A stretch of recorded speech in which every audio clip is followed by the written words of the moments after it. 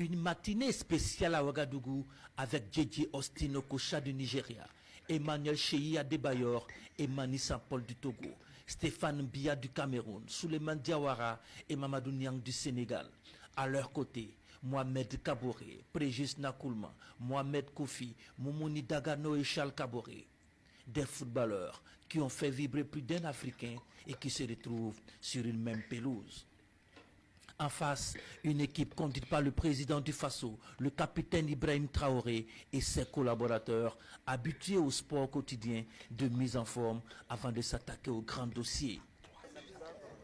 On ne perd pas de temps dans les deux camps. Le ballon circule et les initiatives sont légion.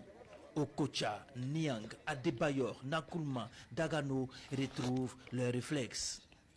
Mais c'était sans compter avec l'équipe de la présidence du Faso. Elle est la première à annoncer les couleurs avec ce but du commandant Basile Zongo. Ensuite, sur cette frappe croisée, le capitaine Ibrahim Traoré fait mouche. Mohamed Kaboré ne peut que constater les dégâts. Il n'est pas au bout de ses peines, puisque le chef de l'État, dans une forme olympique, revient à la charge à la 22e minute. Puis à la 47e, l'équipe du président du Faso déroule. Mamadou Niang réveille les anciennes gloires. Il est imité par Moumouni Dagano, insuffisant pour revenir sur l'équipe du capitaine Ibrahim Traoré, auteur d'un triplé dans cette partie.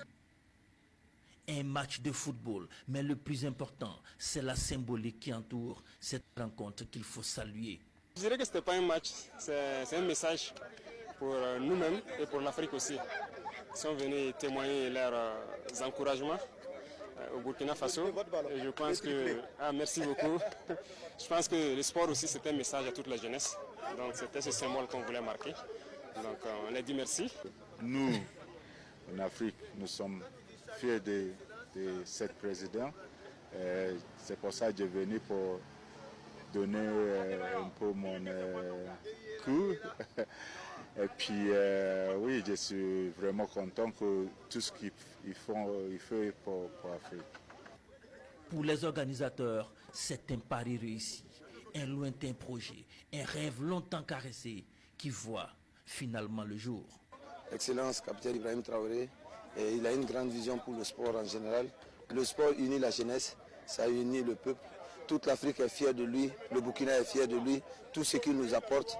Et les autres des pays voisins et qui se sont déplacés pour venir le soutenir, démontrer que le travail qu'il abat au quotidien est un travail remarquable. Un match symbole pour toute l'Afrique, un match de message, un match surtout il y a énormément de messages dedans. Le message c'est quoi? C'est la paix. Comment faire pour propulser l'Afrique? Comment faire pour que l'Afrique se développe mieux? Comment faire pour qu'on crée une union entre nous, Africains, peuple africain?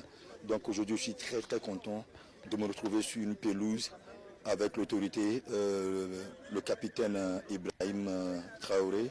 C'est un président exemplaire, c'est un président jeune, dynamique, qui a envie de changer tout le continent, qui a aussi sa mentalité, qui a aussi sa vision.